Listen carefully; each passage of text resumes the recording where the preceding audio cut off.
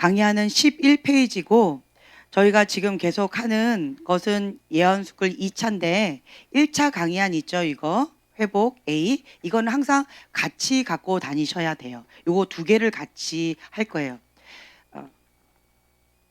이론과 실제적인 삶, 이 두 가지를 다루기 때문에 강의안이 이 두 개가 다 필요합니다. 자, 오늘 강의한 11페이지 맨 아래쪽에 보면은요, 요한복음 10장 27절, 내 양은 내 음성을 들으며 나는 그들을 알며 그들은 나를 따르느니라. 아멘. 네. 내 양은 내 음성을 들으며 나는 그들을 알며 그들은 나를 따르느니라.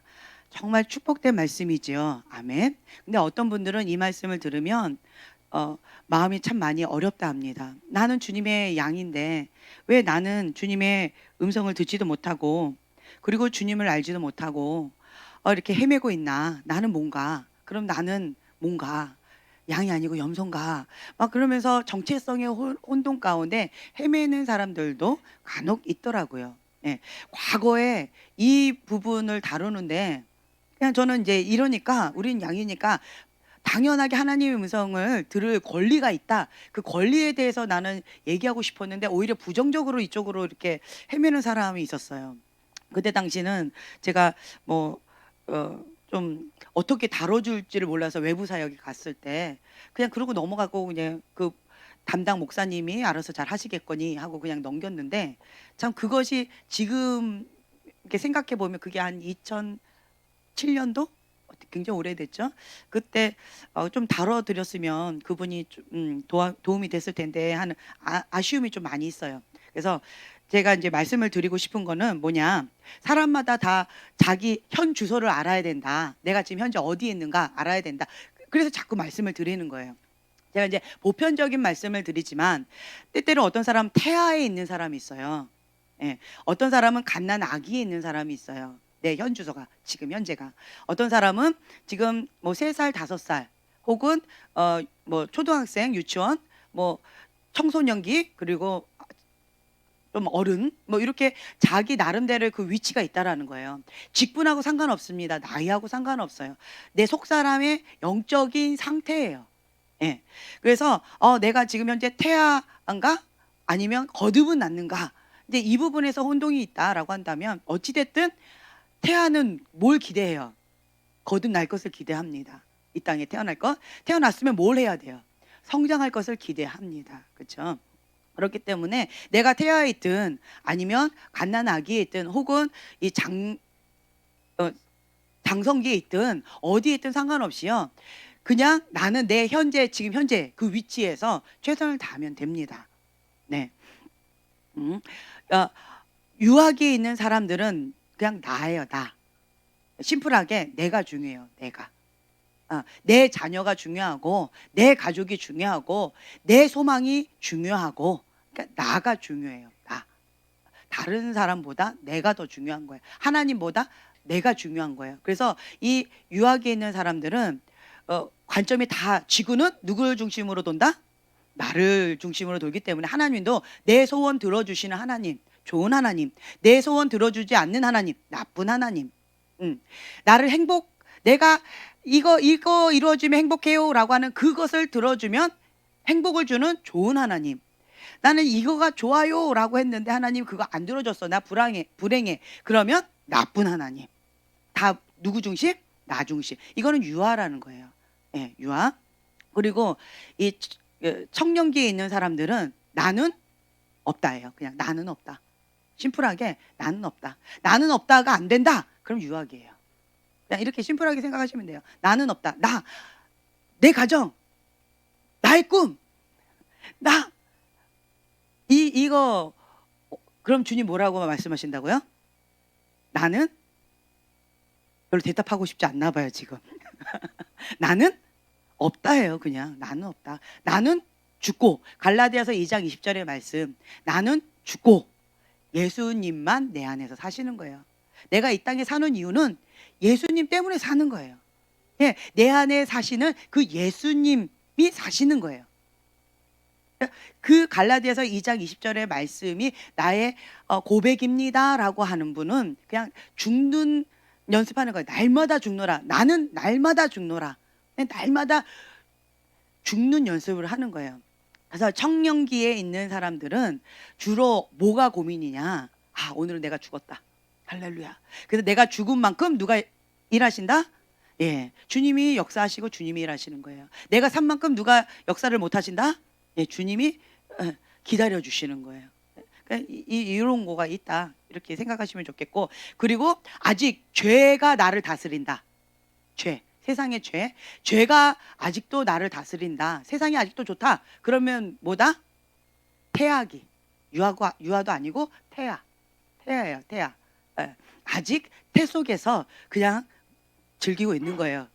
그냥 은밀하게 나 혼자 뱃속에서 그렇게 있는 거예요. 지금 현재는. 근데 죄가 나를 다스리면 태아, 죄가 나를 다스리지는 않아요. 네. 속사람의 싸움인 거죠. 속사람의 싸움. 이러면 유아, 이렇다.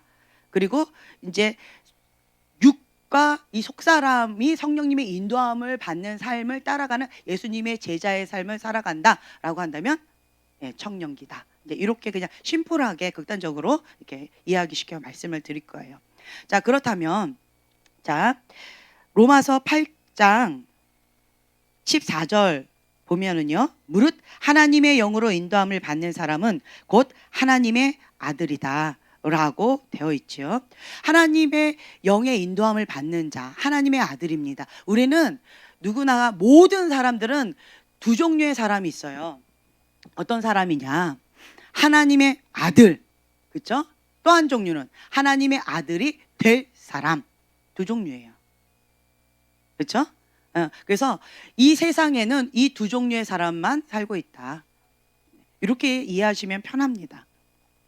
그러면 하나님의 아들은 하나님의 영의 인도함을 받고 산다라고 되어 있는데, 하나님의 영의 인도함을 받는 것은 처음부터 그렇게 되기가 참 쉽지 않아요.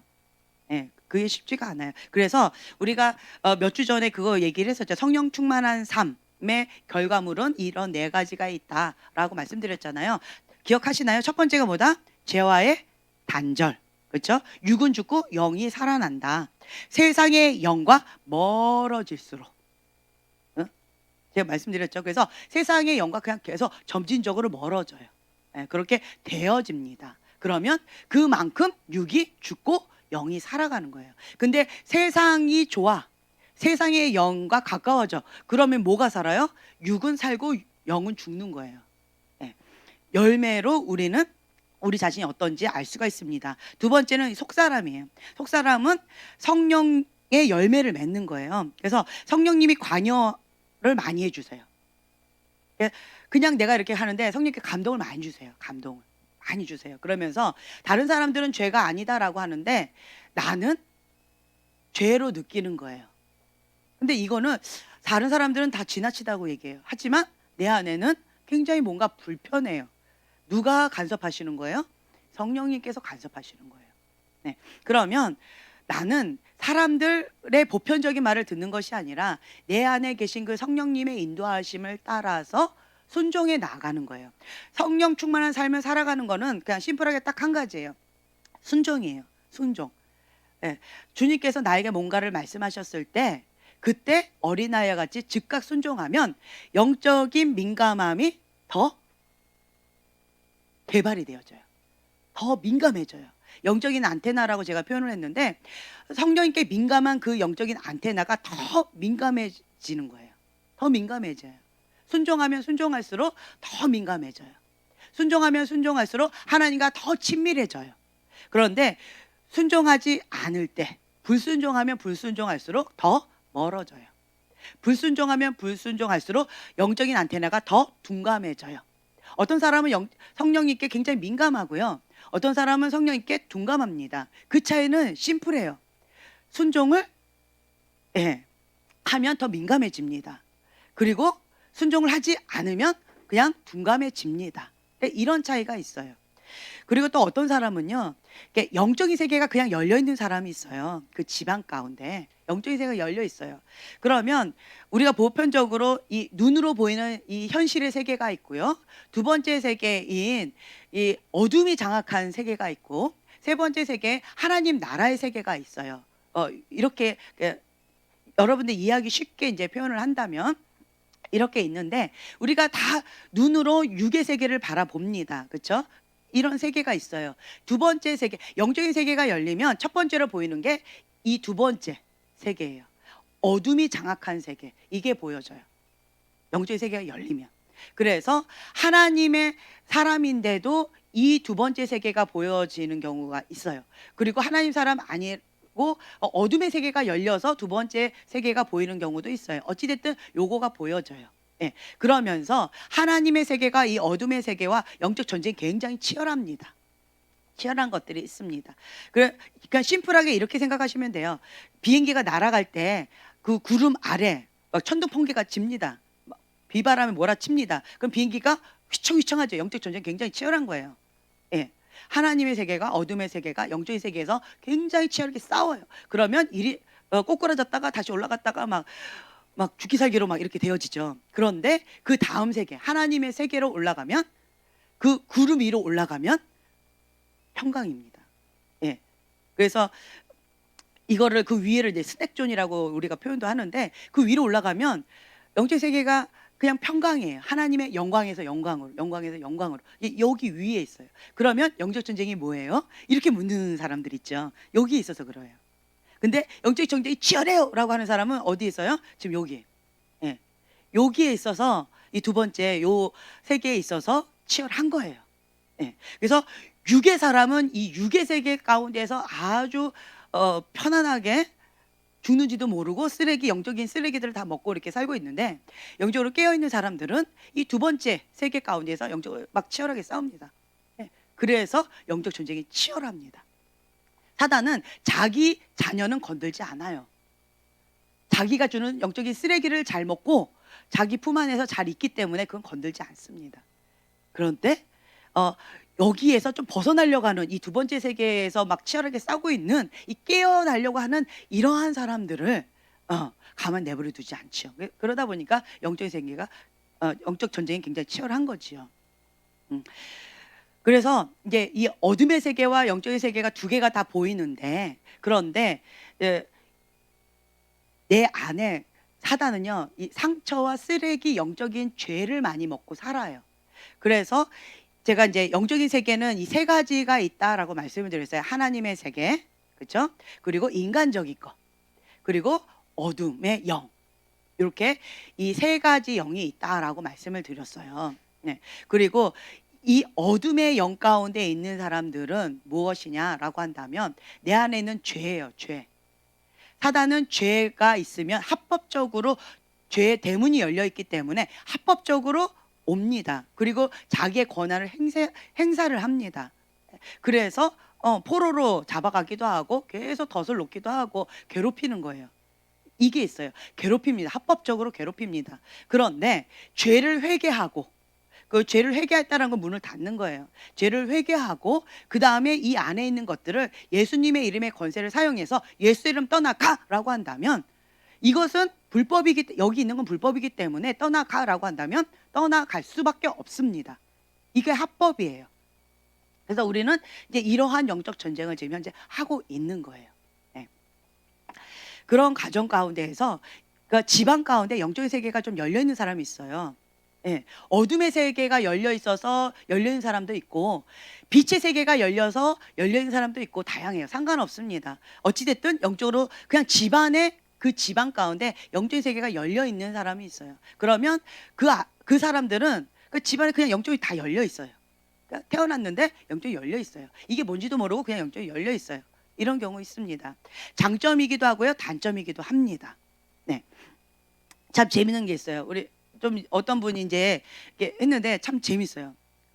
뭐 얘기를 해도 될까요, 말해도 될까요 하는데, 어떤 분이 이제 기도 사역을 받았어요. 그랬는데 제가 뭘 봤냐면 그 안에 불경 있잖아요. 불경이 성령의 불로 막 태워지는 거예요. 네, 성령의 불로 여기 딱 여기 중심에 우리는 배에서 생수의 강이 흘러넘치잖아요. 근데 그분은 이 배 중심에 불경이 있더라고요. 그러면서 그것이 성령이 불로 막 다 태워지는 거예요. 태워졌어요.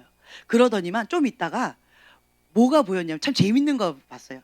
우리 보면은 이렇게 왜 땡중이라고 하는지는 저는 잘 모르겠어요. 어쨌든 땡중, 예, 왜 그런지 모르겠어요. 어쨌든 그 중이 정말 그 조선시대 같은 어떤 그런 옷을 입은 그런 중이 이 딱 나무 막대기에다가 진보다리 하나 요만한 거 있잖아요. 그걸 딱 짊어지고 이 안에서 불경이 태워지고 가라 그랬더니 그 중이 빠이빠이 하고 떠나가더라고요. 예. 그래가지고 아 이제 됐다, 이제 됐다, 이제 이런 마음이 좀 들었었어요. 그러더니 피드백이 왔어요. 그 사람이 달라졌어요. 딴 사람이 되어졌어요. 뭐 이런 막 새로운 사람이 됐어요. 너무 순한 양이 됐어요. 뭐 이런 간증들이 있어요. 할렐루야. 누군지 아시겠어요? 얘기해도 될까요? 예, 크게 웃는 저분이에요.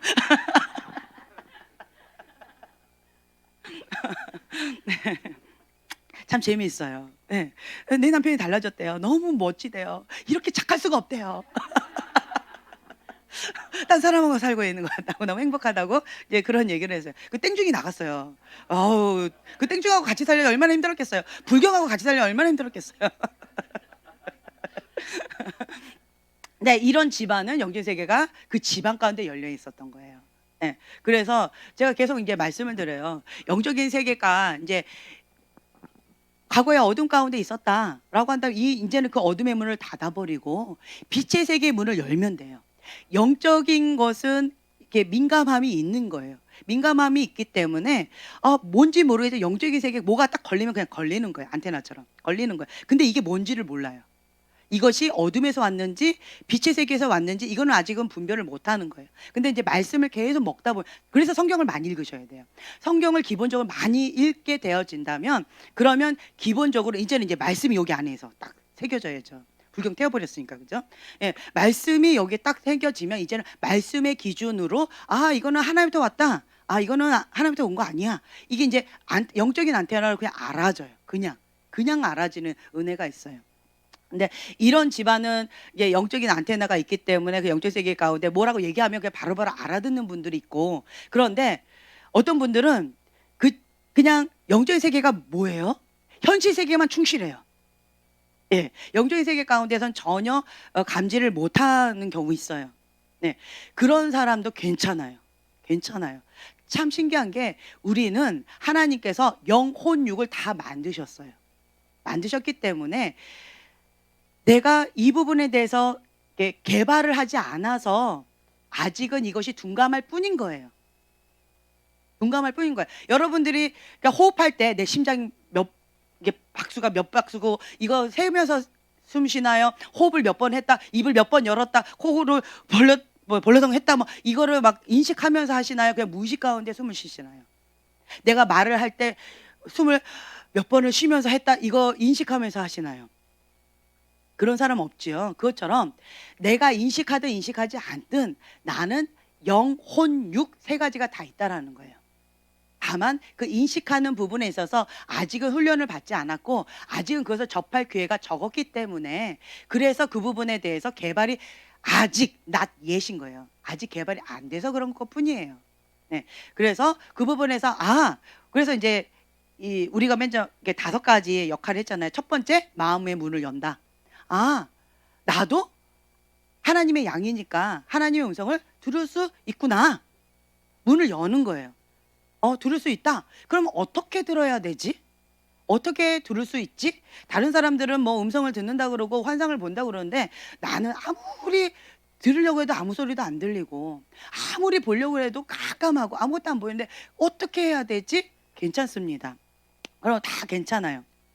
하나님의 음성을 듣는 것 가운데 만약에 이제 이 강의안, 이 회복, 이 강의안이 있는 분들은 16페이지를 이제 펼치시면 되는데요.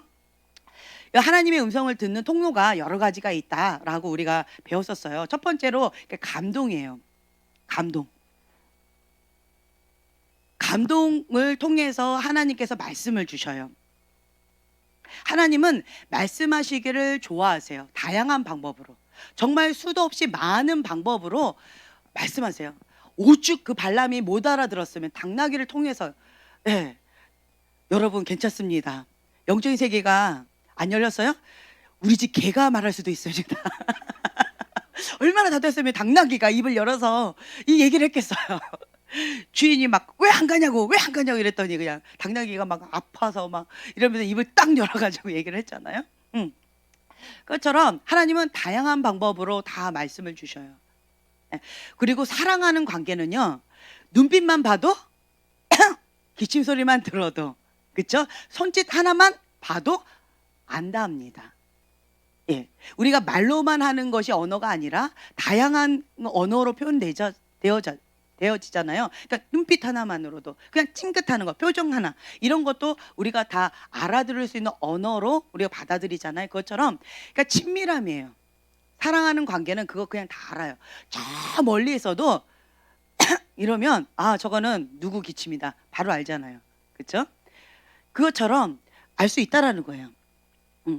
그래서 하나님께서 하시는 그 다양한 언어를 우리의 영적인 안테나를 곤두세워서 민감하게 이렇게 찾는 거예요.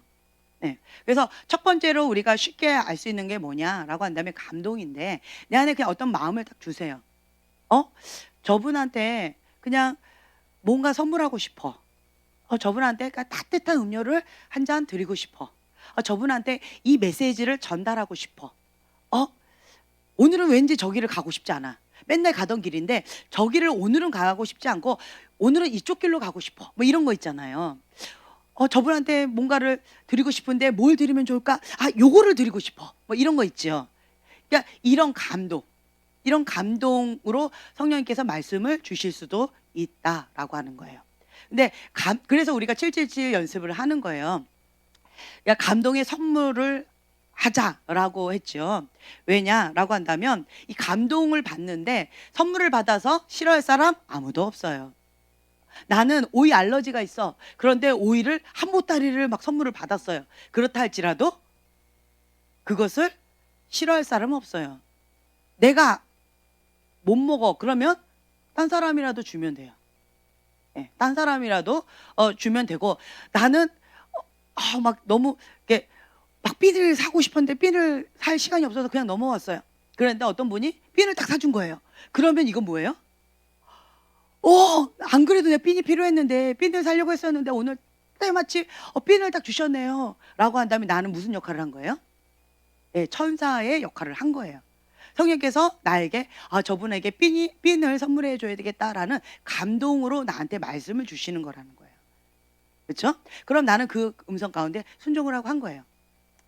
근데 아까 오이를 드려야 되겠다. 그럼 오이를 딱 드렸는데 받아서 기분은 나쁘진 않지만 이것은 하나님께서 주신 감동이에요. 내 인간적인 생각이었어요. 네, 인간적인 생각인 거죠. 그러면 나는 이렇게 하는 거죠. 오이가 아니었구나. 수박이었어. 그렇죠? 예, 오와 수 이게 좀 틀린 거야. 그러면서 뭔가가 그러니까 인간적 하나님께서 주신 감동이 아니었구나. 이거 체크하는 거예요. 하나님께서 주신 감동은 이런 느낌이 있고 내가 인간적으로 했을 때 이런 느낌이 있네, 이런 사인이 있네, 이런 게 있네, 이런 게 있다라는 거예요. 때때로는 내가 저분한테 무슨 말 하고 싶어 이렇게 하려고 했는데 여기서 뭔가가 딱 막히는 경우 있어요. 말을 하고 싶은데 여기서 뭐가 딱 막혀가지고 뭔가 불편해요. 굉장히 뭔가 불편해서 말을 하기가 참 힘들어요.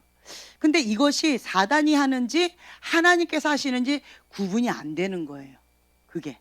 그래서 나는 해야 되겠어 하고 내가 이거를 뿌리치고 내가 싹 하고 얘기를 했어요. 그때 열매를 보시면 알아요.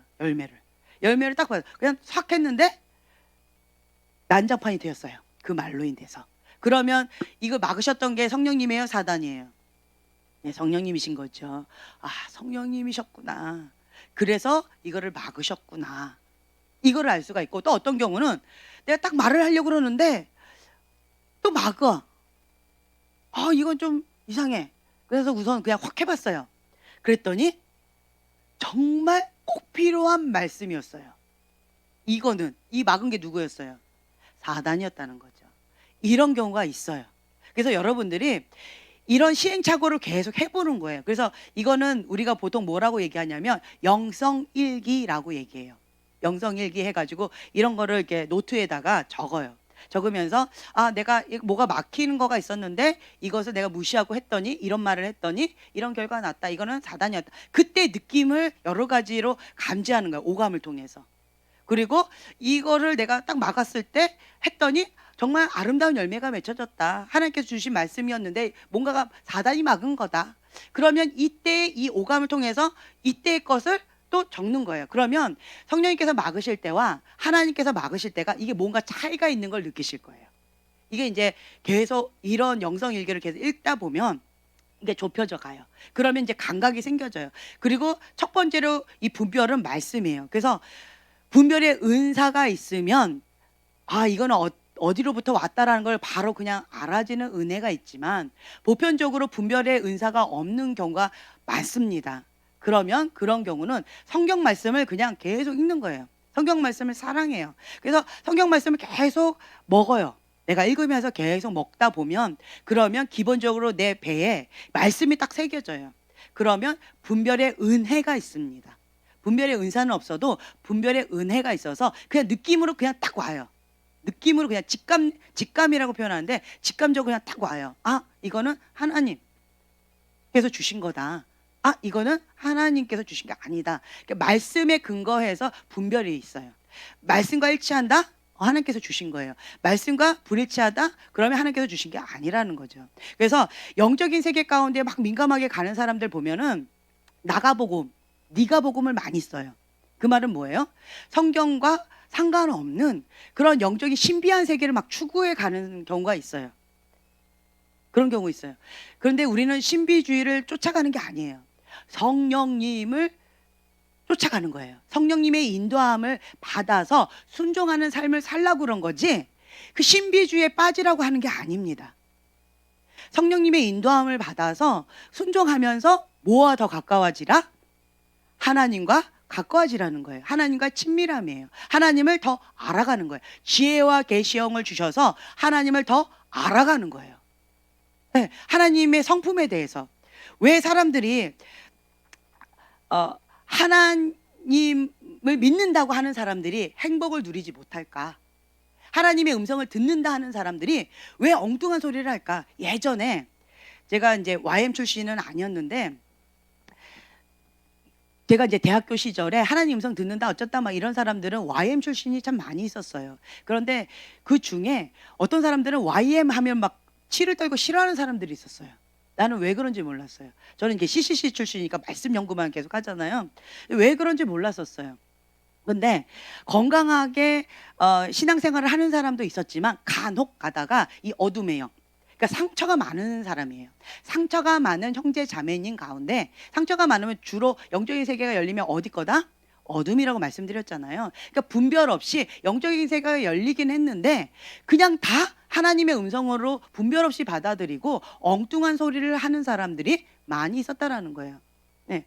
그러면서 자기도 엉뚱한 길로 가고 다른 사람도 엉뚱한 길로 인도하는 경우들이 많이 있었어요. 그중에 이 어둠의 역할, 상처가 많은 이런 어둠의 가운데 있는 사람들이 갖고 있는 하나님 상의 문제가 참 많이 있었어요. 이런 분들이 갖고 있는 하나님 상은 어떨 것 같아요? 상처가 많은. 그냥 보편적으로 여러분 자신을 한번 생각하시면 돼요. 나의 엄마, 아빠 생각해 보세요. 자, 그냥 손을 들어보세요. 하나님은 무섭다. 손 들어보세요. 하나님 무서운 분. 네, 들으세요. 하나님 무섭다. 그리고 하나님은 벌 주신다. 잘못하면 벌 주신다. 네, 자, 계속 손 드세요. 네.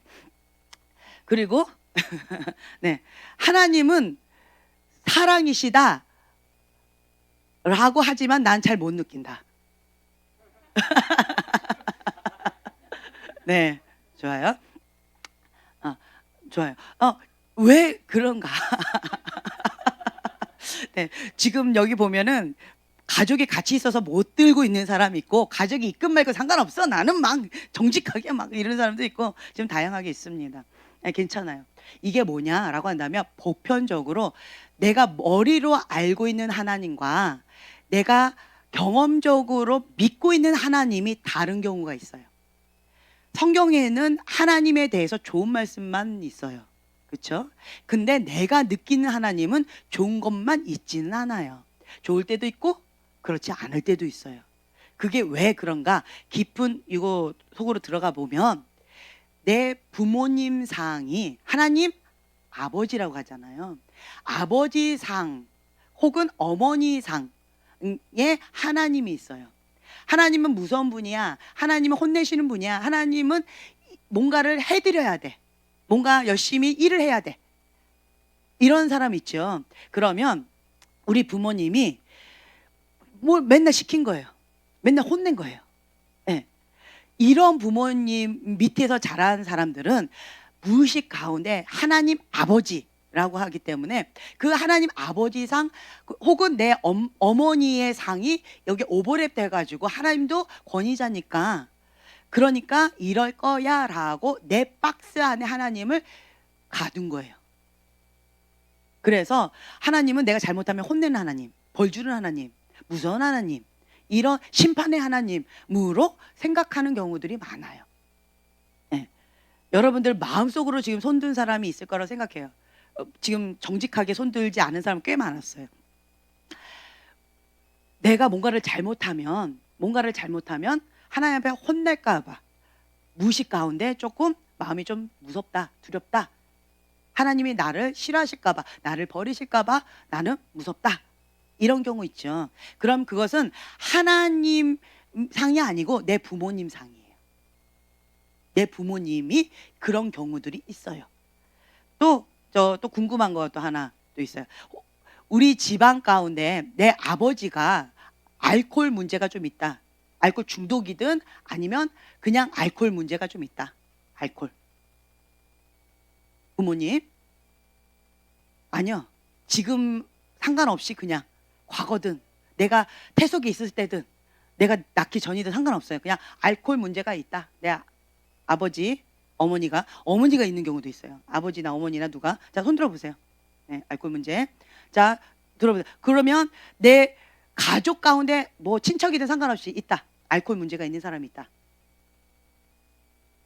네, 친척요. 네, 친척 있다. 예, 그렇죠. 이모부도 친척이죠. 원하진 않지만 친척이죠. 네, 네, 좋습니다. 자, 손 내려주세요. 자, 또 이게 있어요. 부모님이 좀 폭력적이거나 부모님이 좀 그런 거가 권위적인 분이 있다면 하나님 상도 내 무의식 가운데 그런 경우가 있어요. 그러니까 무서워서 항상 긴장 가운데 있어요. 그러니까 하나님 앞에 가면 편하지 않고요. 내가 불의한 권위자 밑에서 항상 긴장하고 있었기 때문에 하나님 아빠한테 갈 때도 하나님 아버지 앞에 갈 때도 항상 긴장 가운데 뭔가 해야만 되는 거예요. 뭔 숙제를 해야 돼. 네, 뭔가를 막 긴장해야 돼. 뭐 잘했다고 칭찬을 받아야 돼. 항상 긴장 가운데 있는 경우가 있다라는 거죠. 이거는 내 박스 안에 하나님을 가둔 거예요. 이런 경우들이 많아요. 그래서 어떤 분이 이런 얘기를 하는 거예요. 본인이 무슨 미국인가 어디에 이렇게 있었는데 뭐가 잘 풀렸대요. 그래가지고 거기에서 이제 계속 남편이 직업도 굉장히 좋았었고 이민 가가지고 성공하는 케이스는 별로 쉽지가 않아요.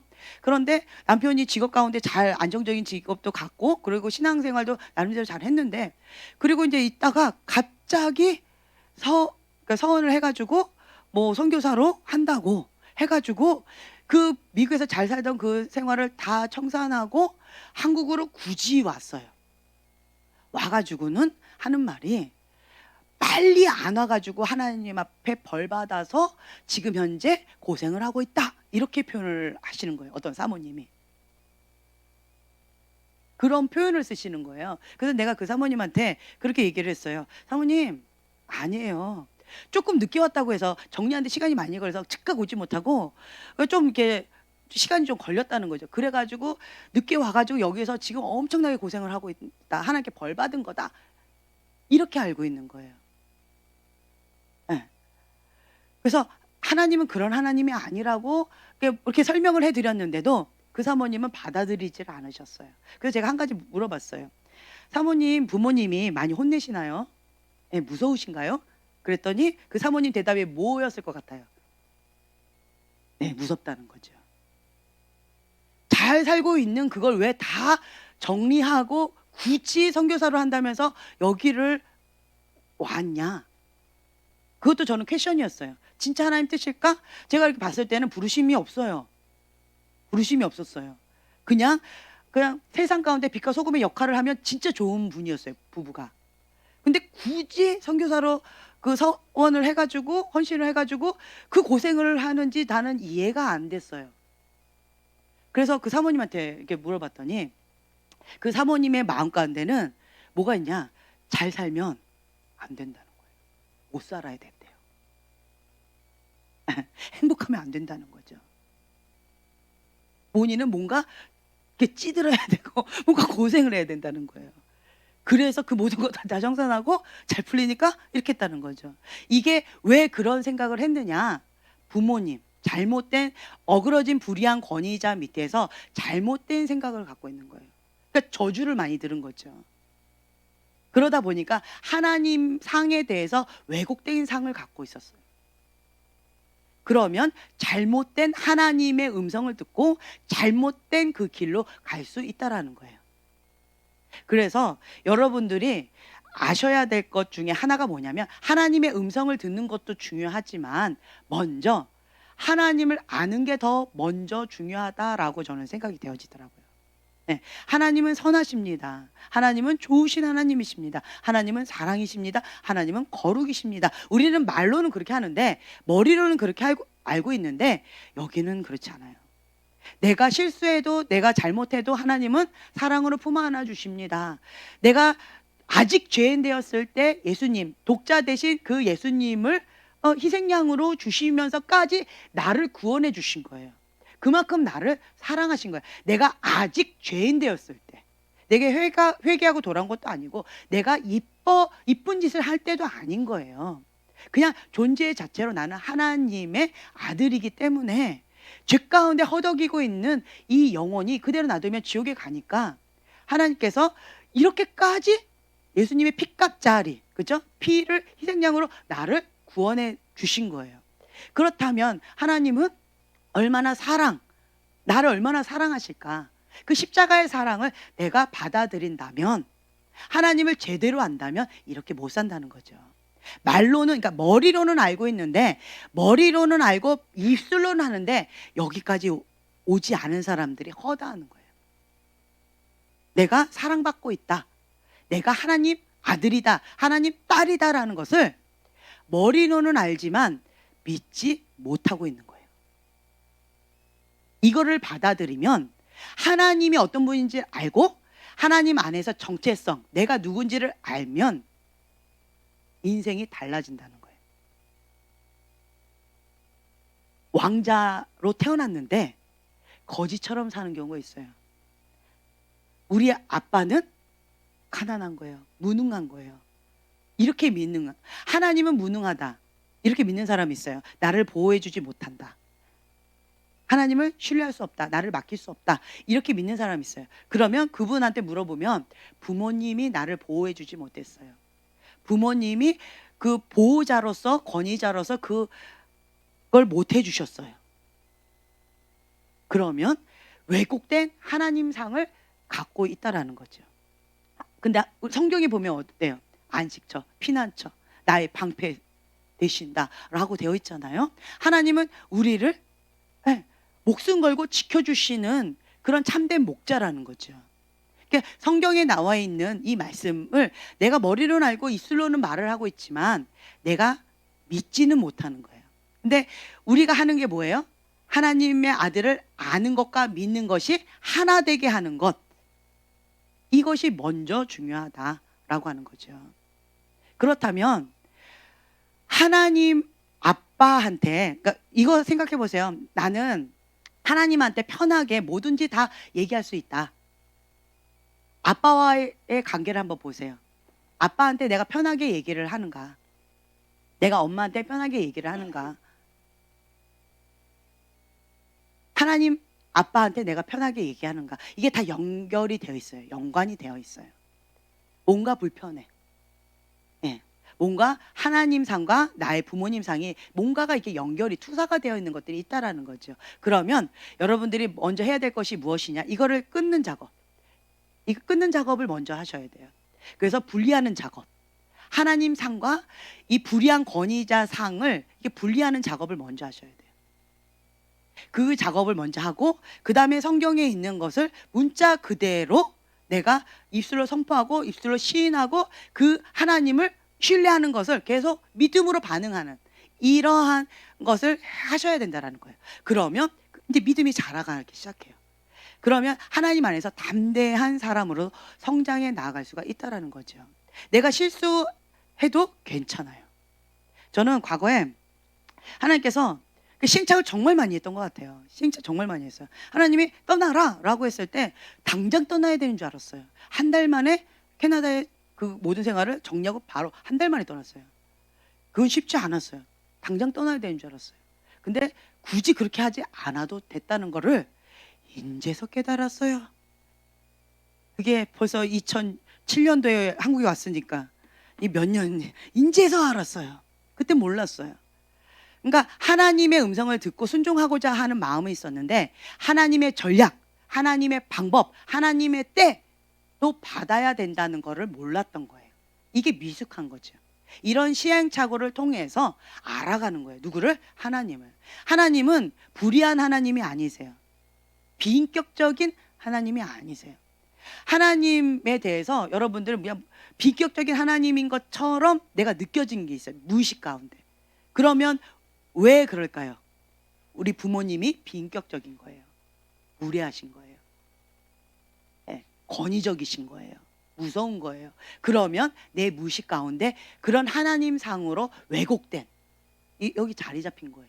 그럼 이 부분을 하나님 앞에 회개하고 이걸 분리하는 작업을 하는 거예요. 하나님은 인격적이신 하나님이십니다. 하나님은 사랑이십니다. 하나님은 선하십니다. 나를 인내하시고 기다려 주십니다. 라고 하는 거. 그래서 하나님 안에서 성장해 나가는 이런 자유함도 있다라고 하는 거죠. 그런데 또 한 가지 반대로요. 이거는 있어요. 빨리 성장하고 싶어요. 그럼 뭐 하면 돼요? 그렇죠. 순종의 속도가 성숙의 속도입니다. 왜 저 사람은 저렇게 빨리 급성장을 했을까요? 순종의 속도가 빨라요. 순종의 속도가 빠르기 때문에 급성장을 해요. 왜 저 사람은 교회 다닌 지 지금 뭐 30년, 40년 됐다라고 하는데도 아직도 영적인 아가일까? 혹은 태아일까? 왜 그럴까요? 순종의 속도가 아직도 못한 거예요. 이런 차이는 있어요. 그런 차이는 있어요. 그래서 여러 가지로 내가 정말 하나님 앞에 빨리 잘 성장하고 싶다라고 한다면 순종의 속도만큼이니까 그렇게 하시면 되고, 나는 세워라 내워라 그냥 애기처럼 응애 하겠다. 그러면 응애 하면 내가 영적인 아가라는 거를 인정하셔야 돼요. 아가라는 걸 인정하면서 응애 하면 귀엽긴 해요. 그렇잖아요. 샤샤가 자기는 아가라는 거 인정하잖아요. 그러니까 아가짓 해도 귀여워요. 바로 앞에다 놓고 휴지는 어디다 버려야 돼요. 앞에다 그냥 버리면 되는데 꼭 우리 얘기하고 있는데 와가지고 계속 기다리고 계속 같은 말만 계속 반복해요. 휴지는 어디다 버려야 돼요. 휴지는 어디다 버려야 돼요. 휴지는 어디다 버려야 돼요. 몰랐어요. 우리 대화하느라고. 근데 뭐라고 자꾸 이렇게 꽁알꽁알 그래서 했더니 휴지는 어디다 버려야 돼요. 여기 앞에 너 옆에 있는 여기다 버리면 돼. 네. 그러면 아기는 귀엽죠. 그렇죠. 근데 이 다 큰 사람이 휴지는 어디다 버려야 되나요? 휴지는 어디다 버려야 돼? 이러고 있으면 샤바샤바 하고 있으면 그러면 나는 좀 생각을 좀 깊이 해야 돼요. 나보고 휴지를 갖다 버려달라는 얘기일까? 좀 뭘까? 근데 이게 내가 아가라는 것을 인정하면서 응애 하면 귀엽기나 해요. 근데 아가라는 것도 인정도 하지 않고 응애 하면 그것만큼 힘든 경우 없어요. 그것만큼. 그래서 여러분들이 나의 현재의 모습을 인정하는 거, 인식하는 거 아주 중요합니다. 나이하고 상관없고요. 직분하고도 상관이 없어요. 이거는. 정말 그렇게 느껴지지 않으세요? 그쵸? 때때로는 부모님이 영적인 아가인 경우 있어요. 예, 때때로는. 그리고 자녀가 예, 이제 막 해살인 그래가지고 갓난 아기를 자녀가 이렇게 영적으로는 이렇게 하는 경우도 간혹 봐요. 그런 경우도 있더라고요. 그러니까 나이하고 직분하고 상관이 없어요. 그런 경우도 참 많이 있어요. 그래서 나의 현 주소를 인식하고 인정하고 거기서부터 출발하는 것이 중요하다라고 제가 왜 이렇게 강조하는지 이해가 좀 되시나요? 예. 그래서 그래야지만 여기서 출발을 하거든요. 나는 현재 태하면서 자꾸 영적인 청년인 것처럼 자꾸 이래버리면 여러 사람 다 너무 힘들어요. 본인만 힘든 게 아니고 여러 사람이 다 힘들어요. 그런 사람은 데려다가 축사를 좀 받아야 돼. 어쨌든 이제 이런 것들이 있다라고 하는 거죠. 자, 또 이제 보면은요, 하나님의 이제 음성을 듣는 데 있어서 그러니까 순종하는 거 어린아이처럼 이제 순종하고 그러니까 감동으로 주시는 이걸 갖다가 그냥 순종하는 거예요. 주님이 주셨다라고. 시행착오 반드시 있다 없다? 있다예요. 그래서 이런 시행착오를 할 때는 이 결과물이 크게 오류가 나지 않는 범위 내에서 하셔야 돼요. 그래서 자꾸 선물로 제가 해보라는 거예요. 선물을 했을 때는 시행착오를 해도 결과물에 있어서 크게 문제가 되지 않아요. 수박을 줘야 될 거를 오이를 줬다. 다음번에 더 잘하면 되지. 이런 거 괜찮아요. 근데 어떤 사업에 있어서 이거를 막 투자해야 되냐 말아야 되냐 이런 건데 감동으로 이번에 꼭 했는데 하면 안 됐어. 그 꼬는 사단이었어. 그래가지고 사단만 좋은 일을 했어. 이런 경우 이렇게 막 손실이 큰 경우는 시행착오가 너무 어렵죠. 그러니까 요거를 하지 마시고 이게 범위가 그래도 괜찮은 거. 예, 요 범위 내에서 선물로 계속 해보시라는 거예요. 선물로 계속 섬기는 걸로 계속 해보시라는 거예요. 섬기는 걸로 하다 보면 이 가시적으로 이게 즉각 나타나요. 바로 나타나요. 그래서 내가 성령님께서 주신 감동 맞구나. 인간적인 감동이었구나. 선물로 하는 감동은 사단이 주지는 않아요. 사단은 좋은 거 시키지는 않거든요. 선물은 좋은 거잖아요. 어찌됐든. 그러니까 이거는 맞구나. 이건 틀렸구나. 하나님께서 주신 거 맞구나. 이거 계속 민감하게 영적인 안테나를 개발해 나가라는 거예요. 이런 식으로. 그 다음에 뭐 이제 그 하나님의 음성 그쪽은 좀 더 훈련을 받은 다음에 해야 될 영역이고요. 그리고 이제 두 번째로 그 18페이지 이게 회복의 이제 18페이지를 보면 하나의 음성 듣는 거 닫힌 환상, 열린 환상, 심상이 있어요. 근데 꿈도 심상입니까? 라고 누가 표현을 하는데 맞습니다. 꿈도 심상 맞습니다. 네. 그리고 거룩한 상상력. 그러니까 예를 들어서 자, 눈을 다 감아 보세요. 동그라미를 그려 보세요. 자, 동그라미가 그려진다. 손 들어 보세요. 네. 손 들어 보세요. 자, 좋아요. 자, 그러면 네모를 그려 보세요. 자, 손 들어 보세요. 자, 우산을 그려 보세요. 손 들어 보세요. 자, 빨주노초 파남보 무지개를 그려 보세요. 손 들어 보세요. 자, 폭포를 그려 보세요. 손 들어 보세요. 네. 자, 손 내리세요. 그러면 우리 집 현관문을 그려 보세요. 자, 손 들어 보세요. 우리 집 안방 문 생각해 보세요. 안방 문 하면 안방 문이 딱 눈 감고도 이렇게 찾을 수 있잖아요. 그렇죠?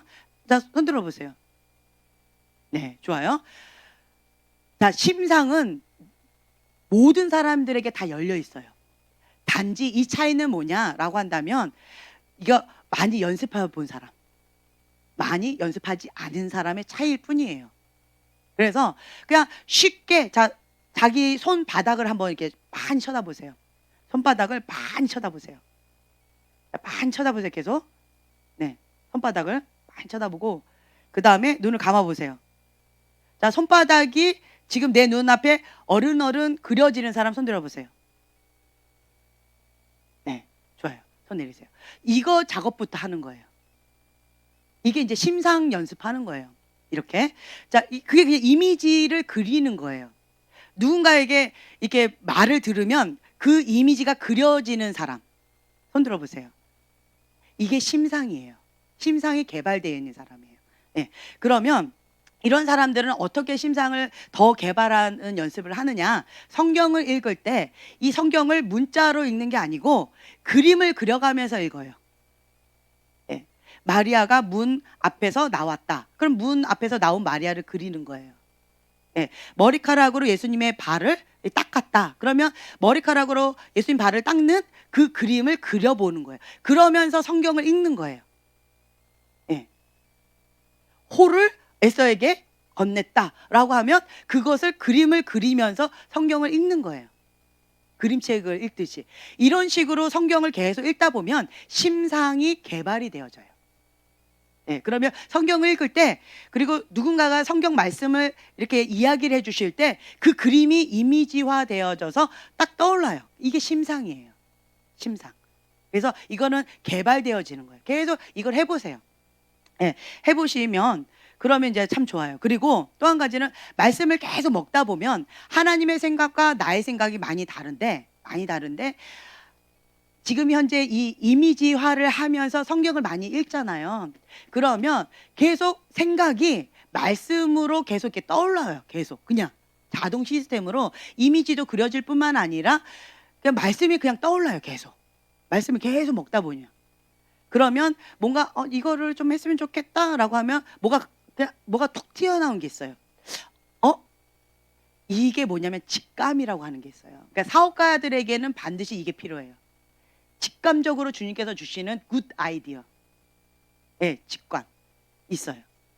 이거가 필요해요. 그래서 이런 작업들을 연습을 좀 많이 하면 도움이 많이 돼요. 그리고 그냥 알아지는 게 있어요.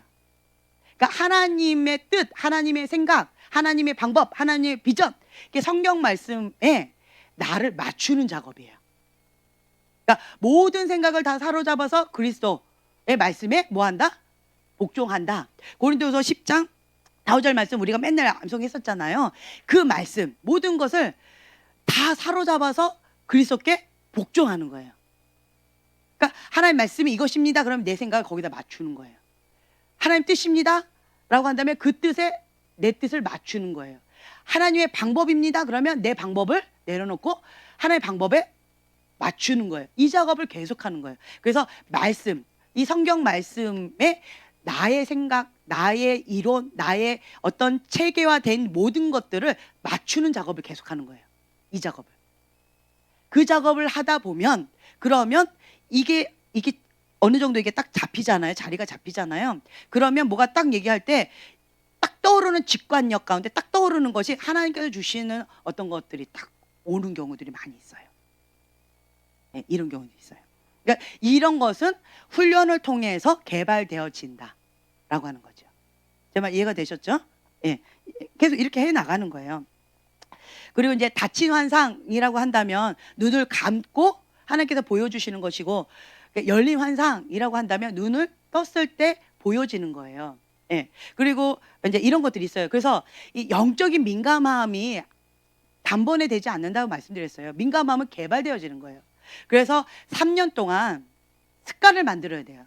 최소한 습관을 만들려면 3년이에요. 처음에 저는 왜 그런지 몰랐어요. 하나님께서 계속 3년을 얘기하시는 거예요. 3년. 누구한테 뭐라고 얘기하면 3년 동안 하세요. 3년 동안 하세요. 3년 동안 하세요. 라고 제 입술을 통해서 자꾸 그렇게 말씀을 주시는 거예요. 그래서 하나님 앞에 제가 여쭤봤어요. 어느 날 궁금해서. 하나님 왜 3년일까요? 그랬더니 그것이 패턴이 되고 습관이 되려면 최소한 3년이 필요하다는 거예요. 네, 3년. 그래서 방언도 무시로 3년 동안. 그리고 이제 입술의 권세를 갖기를 원하시는 분. 할렐루야.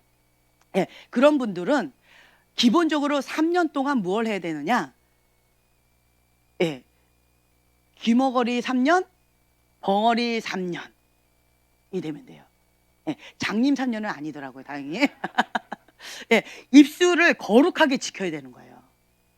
입술의 권세는 입술을 거룩하게 지키는 자에게 주세요. 그래서 입술을 더럽히는 자에게는 입술의 권세를 잘 안 주시더라고요. 네. 그래서 입술을 말씀으로 잡아야 돼요. 3년 동안 입술을 말씀으로 계속 선포하는 거예요. 성경을 읽을 때 소리 내서 말씀을 선포하듯이 그렇게 읽으면서, 그리고 그 막 이상한 소리들 있잖아요. 그런 걸 차단하는 거예요. 세상의 소리. 예. 그리고 막 그 참소의 소리. 그 나쁜 소리들 있죠. 그런 소리를 다 차단하고 오직 말씀만 이렇게 선포하고 그 부정적인 말은 또 하지도 않는 거예요. 예. 그리고 계속 말씀만 얘기해요. 참 재밌어요. 여러분 계속 말씀을 암송. 요즘에 우리 애들 서로 싸울 때 말씀으로 서로 안 싸우더라고요. 과거에는 서로 말씀으로 싸우는데 제가 그때 얘기했잖아요. 은혜가 얼마나 됐던지 싸우는데도 이렇게 은혜가 됐어요. 막 둘이서 저 구절이 여기에 쓰이네? 나는 막 혼자 감탄하는 거야. 우리 두 아들은 막 싸우고 있는데 엄마는 앉아가지고 감탄하고 있는 거. 오? 이야 대단하다. 저 구절을 여기다 써먹네? 오 이거를 여기다 써먹네? 이야 대단하다 대단하다. 그냥 감탄만 하고 있었어요. 참 은혜롭더라고요. 싸우는 것도. 그러니까 말씀을 암송을 많이 하다 보면 입술도 거룩해지더라고요. 요즘에 학교 아이들 보면 욕을 그렇게 많이 한다네요. 많이 한대요. 그래가지고 제가 우리 아이한테 그런 애하고 사귀지도 말아라, 놀지도 말아라, 상대도 하지 말아라 했더니 그 아이가 하는 말, 엄마 그럼 친구가 하나도 없어요. 그렇게 얘기하더라고요. 그래서 제가 뭐라 얘기했냐, 하지 마 그래도 그거 못하게 해라 라고 했어요. 그런 애하고는 놀지 않아도 돼, 없어도 돼, 차라리 없어도 돼. 욕하는 애하고는 상종을 하지 말아라 이렇게 제가 얘기를 했어요. 요즘에도 많이 그런데요. 그렇다고 해서 같이 욕을 하면 안 된다는 거예요.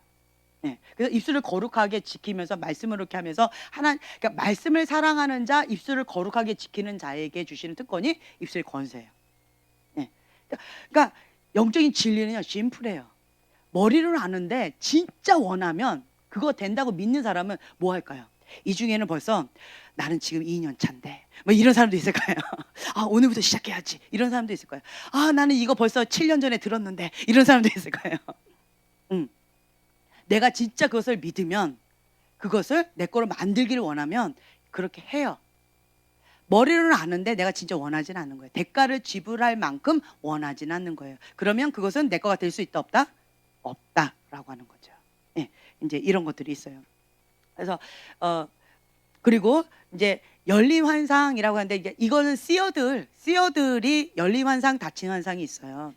그래서 이제 저 같은 경우는 이제 이런 훈련들을 저 나름대로 계속 해왔었어요. 지금까지 그냥 혼자 주님 앞에 계속 해오면서 이렇게 하다 보니까 여러분들이 뭐라고 얘기하면 제가 뭐라고 이렇게 톡 얘기하는 경우 있잖아요. 그런데 지나고 나서 저한테 물어보면 처음 듣는 것처럼 제가 네? 이런 경우 있어요. 그렇죠? 왜 그럴까요? 저는 머리에 메모리하지 않습니다. 할렐루야. 여러분을 위하여, 저를 위하여. 제 머리가 여러분 모든 사생활들을 다 기억하고 있다면 제 머리가 어떻게 될까요? 예, 터져버릴 거예요. 폭발할 거예요. 여러분 볼 때마다 그 생각이 나가지고 여러분들을 객관적으로 대하기도 어려울 거예요. 어려울 거예요. 그래서 하나님께서 정말 저에게 은혜를 주셨어요. 여기 메모리 남지 않게 해주세요. 그래서 그리고 여러분 사생활이 보호가 되어져요. 저도 저의 사생활이 보호가 되어질 뿐만 아니라 여러분들의 사생활도 보호가 되어지는 거죠. 이거가 아주 중요하다라고 하는 거죠. 네. 자, 그리고 이제 우리 원래 본론 요 책으로 돌아오시면 12페이지 예언의 열쇠라고 해서 하나님의 말씀을 듣는 열쇠는 이것이다. 뭘까요? 성령. 예, 성령이라는 거죠. 하나님의 말씀을 듣는 열쇠는 성령이에요. 성령님의 말씀에 순종하는 거예요. 성령님의 인도하심을 받는 거예요. 성령님의 인도하심을 받기를 원한다면 순종하면 더 인도함을 받게 되어져요. 순종하면 더 받게 되어져요. 불순종하면 덜 받게 되어져요. 불순종하면 이 성령님께 민감함이 둔해져요. 더 둔해져요. 이렇게 되어져. 이게 영적인 원리예요. 네. 이런 것이 있다라고 하는 거. 그래서 이제 그 밑에 말씀들은 쭉 참고하시면 돼요. 여호와의 영이 크게 임하리니 너도 그들과 함께 예언을 하고, 또 밑에 하나님의 영이 임함에 그들도 예언을 한지라. 영이 임하실 때 그들이 예언을 하다가 바울이 그들에게 안수함에 성령이 그들에게 임하심으로 방언도 하고 예언도 하니. 예. 또 능력과 인격적인 모습을 누가 보이신다? 성령을 통하여 하나님의 뜻을 이루시고 드러내신다. 이것이 아주 중요한 요소다라고 하는 거예요. 그래서 성령님을 통하여서 능력과 인격적인 모습을 보여주시고 하나님의 뜻을 이루시고 드러내 주신다 라고 하는 것이죠. 하나님의 전략과 사단의 전략을 우리는 봤습니다. 하나님의 전략과 사단의 전략을 봤는데, 하나님의 전략은 방금 하나님의 뜻, 하나님의 방법, 하나님의 때, 이런 것들을 받아요. 어떻게 하면 된다. 그리고 사단의 전략도 봤습니다. 아, 사단이 이렇게 공격하려고 하는구나, 이것도 봤습니다.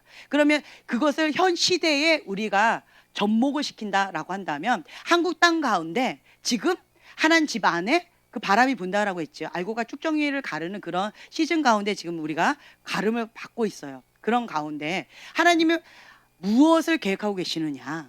하나님의 알고 추수의 일꾼들을 데리고 마지막 추수 일꾼으로 지금 준비시키고 계시는 거예요. 그래서 수많은 영혼들이 주님께로 돌아올 일을 계획하고 계시는 거예요.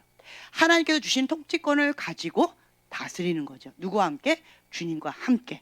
네, 사명 부르심을 받고 할 계획을 갖고 계셔요. 그런데 사단의 전략은 뭘까요? 사단은, 그러니까 요한복음 10장 10절에 보면 사단은 도둑이 오는 이유는 도둑질하고 죽이고 멸망시키는 것뿐이다 라고 되어 있어요. 사단의 목적은 이거예요. 사단의 전략은 이것입니다. 그러면 사단은 무엇을 하려고 하냐? 바벨론 음녀인 거예요. 바벨론 음녀. 바벨론 음녀를 딱 해가지고 첫 번째로 하는 전략이 뭐냐? 상처를 건드려요. 아픔을 건드려요. 그러니까 억울함을 건드려요. 억울함을 건드려서 그거에 대해서 분노가 나요. 그러면 불의한 권위자에 대해서, 나보다 윗사람 불의한 권위자를 향해서 분노가 일어나면서 그것이 거역의 영으로 가요. 그러면 이 거역의 영이 잡혀버리면 이 거역의 영이 누구한테로 가요? 그 이면에 있는 하나님께로도 가요. 하나님께로도 가요. 그러면 거기까지 갔죠. 그러면 그 가운데 다음 스텝이, 사단의 전략 다음 스텝이 뭐다? 음란한 영인 거예요. 두 마음, 세 마음. 하나님도 좋지만 다른 거가 더 좋아.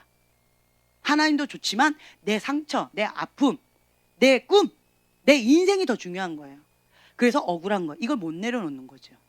하나님 말씀하셔도 이거는 감당이 안 되는 거예요. 그러면 음란의 영 가운데 또 잡혀버리게 되어져요. 음란의 영 가운데 잡혀버리면 세 번째로 되어지는 게 뭐다? 어둠의 영, 미움에 잡혀버려요. 어둠의 영은 죽음의 영이에요. 그래서 어둠의 영, 죽음의 영으로 이제는 음란으로 해서 사람을 죽이는 작업을 해요. 누구를? 하나님 집 안에 있는 하나님의 사람들을. 이 바벨론 음녀가 하는 것은 그 목적이에요. 죽이고 멸망시키는 것뿐이다. 도둑질하고. 사단의 목적은 이거예요. 바벨론 음녀가 하는 건 이거예요. 이게 사단의 전략이라는 거죠. 하나님의 전략과 사단의 전략, 이 두 가지를 다 받아요. 그러면 우리는 어떻게 해야 돼요? 사단의 전략은 파쇄합니다. 그리고 하나님의 전략은 취합니다. 하나님, 그러면 내가 어떻게 이거 가운데 준비해야 되나요? 거룩한 그릇을 준비해라. 겸손히 여호와를 경외하면서 그리고 가면 된다. 그럼 주님 어떻게 하면 될까요? 이 바람이 부는 거는 지금부터 한 2개월 정도. 2개월 정도 아주 심하게 바벨론 음녀가 불 것이다라고 하는 거예요. 그러면 이 2개월 동안은 이 분노, 거역, 막 억울함이 올라올 때 이걸 거부하셔야 돼요. 하나님이 다 갚아주실 것입니다. 하나님이 다 갚아주실 것입니다. 하나님이 아십니다. 하나님이 이 억울함 풀어주실 것입니다. 이렇게 하나님 앞에 선포하고 이 억울한 감정에 사로잡히지 않으셔야 돼요. 이 방법밖에 없어요. 이거 계속 거부해요. 첫 단추부터 계속 거부하는 거예요. 그러면 두 번째 단계 음란의 영까지는 안 가요. 음란의 영까지 가면 죽음의 영까지 가거든요. 이게 쭉 가는 거예요. 그래서 그 억울함, 이 아픈 감정에 딱 잡혀버리죠. 그러면 이 사람은 여기에 딱 걸려버려요.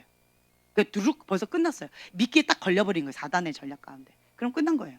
그럼 여기에 이제 사단한테 쓰임받는 역할을 하게 되어져요. 자기는 원할까요? 원하지 않을까요? 원하지 않아요. 그런데 잡히게 되면 쓰임받게 되어져요. 그래서 그럼 하나는 어떻게 될까요? 소돔과 고모라가 무너질 때 어디로 도망가요? 저기 산까지 나는 갈 힘이 없어. 어디로 가요? 소아의 성. 거기까지 우선은 피해요. 피하고 거기에서 얼마 동안? 8개월 정도. 이 바람이 아주 심하게 2개월 정도 불 거고요. 8개월 정도까지 잠잠해질 때까지 8개월은 이 소활성에서 잠잠이 좀 운둔처에서 좀 숨어 있어야 돼요. 이거가 바람이 지나갈 때 조용해질 때까지. 그래서 여기에 걸리지 않아야 돼요. 안테나 이 낚싯대에 딱 걸리지만 않으면 돼요. 예. 그냥 우선은 숨어 있어야 돼요. 이 거역의 영, 이 억울함은 왜 올라올까요? 왜 이 시점에? 사단이 지금 작업을 하는 거예요. 사단이 하는 거예요. 하나님이 하시는 게 아닙니다. 사단이 하는 거예요. 그러면 나는 사단이 하는 건 어떻게 해야 돼요? 거부하면 되는 거예요. 거부해요. 그리고 이 소활성에서 숨어서 금식해야 돼요. 중요한 거 금식하셔야 돼요. 끼니든 온전한 금식이든 상관없어요. 그냥 감동 주시는 대로 이 8개월간은 계속 금식하면서 하나님 앞에 부르짖으면서 은혜의 자리, 말씀의 자리, 기도의 자리, 예배의 자리에 계속 은혜를 사모하고 가면서 금식하셔야 돼요. 그 방법밖에 없어요. 지금 현재 소활성에 딱 이렇게 숨어 있어요. 그래서 이 바람이 딱 끝나고 잠잠해져 8개월 정도 잠잠해지면 그때는 주님께서 방주를 딱 열면서 나와라. 다음 시스템으로 가자. 다음 스텝으로 가자. 이렇게 하실 거예요. 그럼 이제 그 스텝으로 가면 돼요. 이제 이런 것들이 성령의 인도함을 받는 거예요. 제 말 이해가 되시나요? 예. 자, 오늘은 여기까지 하고요.